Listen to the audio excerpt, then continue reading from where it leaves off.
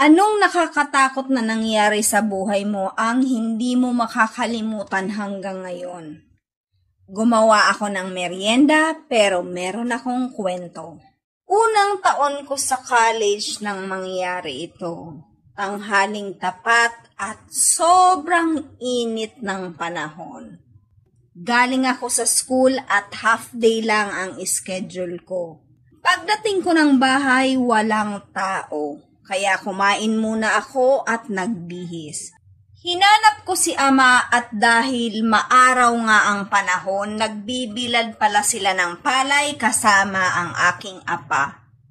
Sanay na kami na kahit dalaga na, tumutulong talaga kami sa magulang kahit tagabantay man lang or tagawalis ng palay. Sa sobrang init ngang magbantay ng palay, sabi ko sa mama ko, "Ma, uwi muna ako."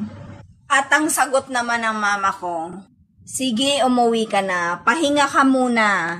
Pero bumalik ka kapag hindi na mainit at oras na para magsako tayo ng palay para madali kaming matapos." Pag uwi ko ng bahay, nag-check muna ako ng mga gamit ko sa school. Ginawa ang assignment at humiga at natulog. Mabilis akong nakatulog, pero di ko inaasahan na kakaiba ang magiging gising ko na mararanasan. Naranasan nyo na ba na bumangon kayo pero di kasama ang katawang lupa nyo? Ito ang naranasan ko. Ang gaan ng pakiramdam ko. Tumingin ako sa likod at nakita ko ang katawan ko. Nakita ko ang paligid kulay pula. Siguro dahil ang cover ng kama ay kulay pula at ang blinds namin ay pink. Pero may nakita akong liwanag na bilog, sobrang silaw. Iniisip ko araw lang yan, pero bakit ang liwanag nakakasilaw talaga? Bigla akong naisip, patay na ba ako? Di ako umalis sa pwesto ko at ang una kong naramdaman ay takot. Humiga ako at pinilit kong ilapat ang aking sarili sa aking katawan.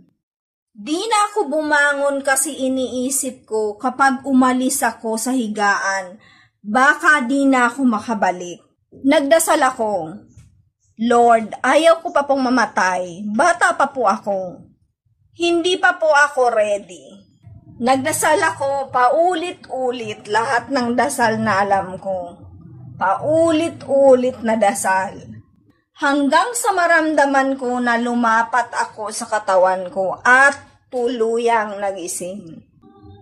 Ano sa palagay nyo, na naginip lang ba ako o totoo lahat ng ito?